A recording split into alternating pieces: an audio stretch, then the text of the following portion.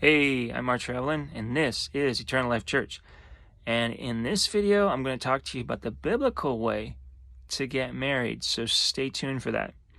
Before I hop into that topic, though, would you please like, subscribe, or share this video? Leave a comment below.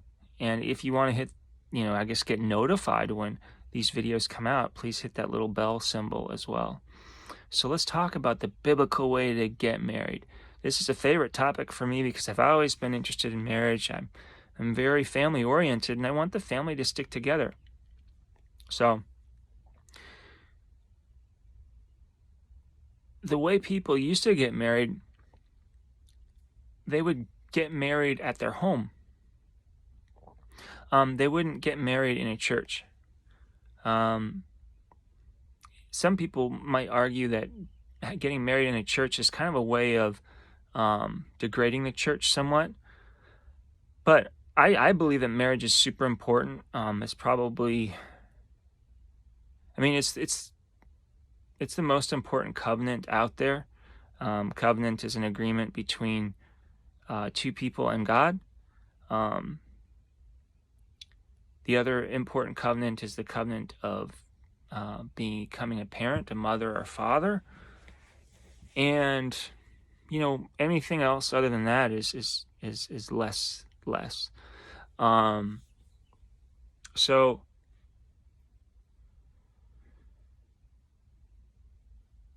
the idea that getting married is important, and I talk about this in my book, The Sex Education You Never Received, that sex should be saved for marriage. Marriage is an important umbrella. It's an important vessel and container for sexual energy, and people should be friends and have a sense of soul unity like they've known each other in past incarnations, and then they should have sexual attraction for each other.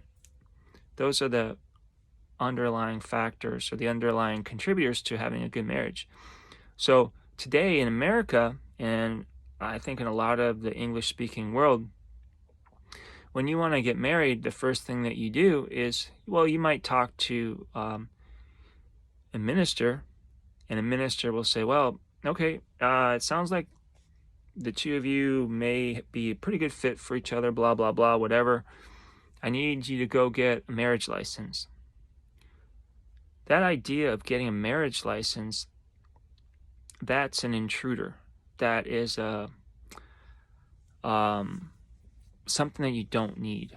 And there are a fair number of denominations of Christianity that don't require it. The Amish are one. But there's so many churches today that they will not marry you unless you have a marriage license. And the marriage license, it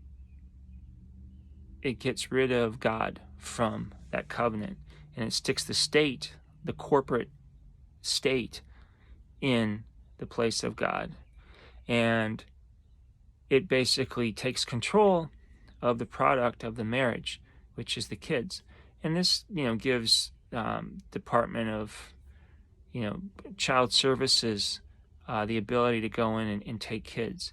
Now, I'm not saying that Child Services doesn't provide some value. There are some inner city setups where there's, the kids they come into a really terrible situation. Maybe the mother was a prostitute, the father was a pimp, who knows? And the kids aren't being taken care of. But unfortunately, Child Services, they have another dark underbelly, and a lot of the children that wind up in sex trafficking, child trafficking, come from Child Services. So you don't want that organization anywhere around you or your kids. And by not getting a marriage license, you don't give them the right to do that. Because, again, you're keeping God on top of that covenant, and you're not allowing the state into it. You don't need a license to marry somebody.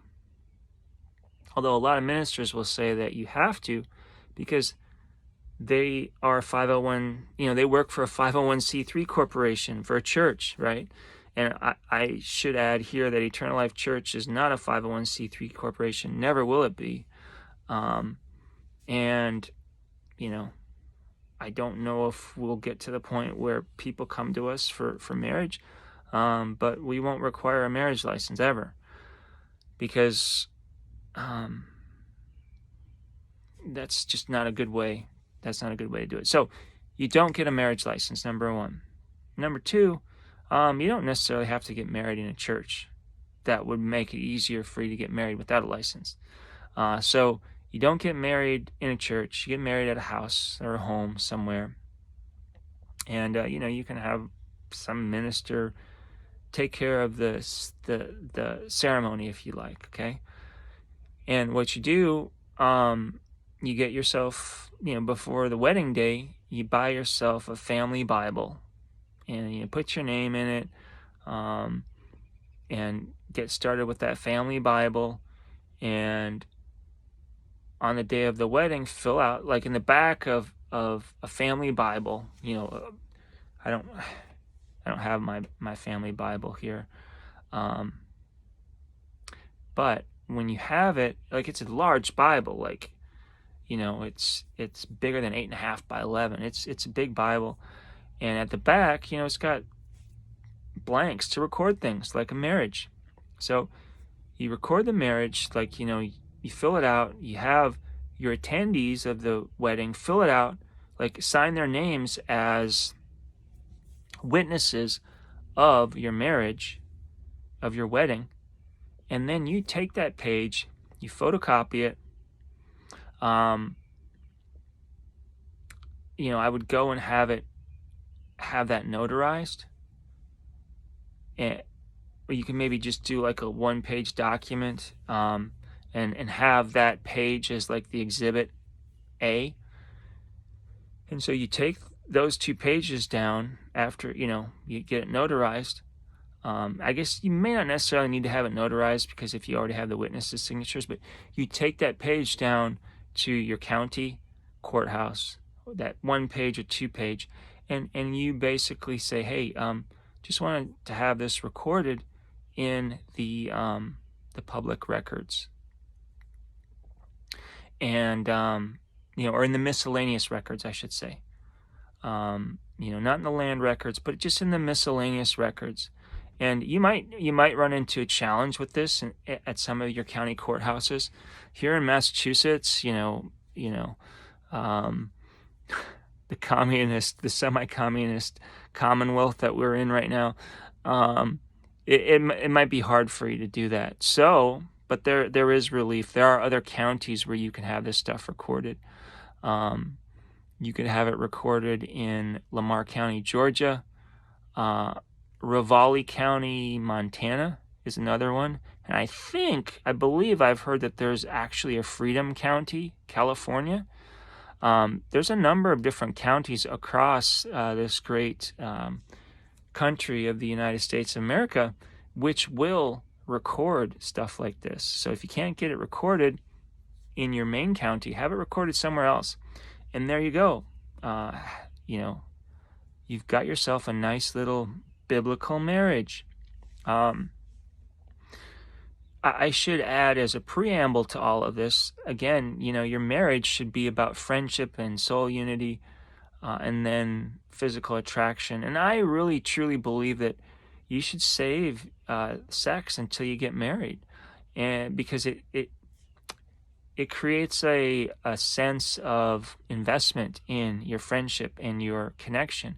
And it expresses to the wife that she's not just this sex object, right? It says that she's worth more to you than just simply, some sexual outlet, that she's actually, your friend, and that you can control yourself, that, you don't, you're not depraved, some sort of sexually depraved man who cannot control himself. So that's how you do a biblical marriage. So hopefully you found some value in that. As always, I ask you to like, subscribe, and share. Hit that bell icon if you want to be notified when these videos come out. And as always, the light in me honors the light in you. Peace, and may God love you. Bye-bye.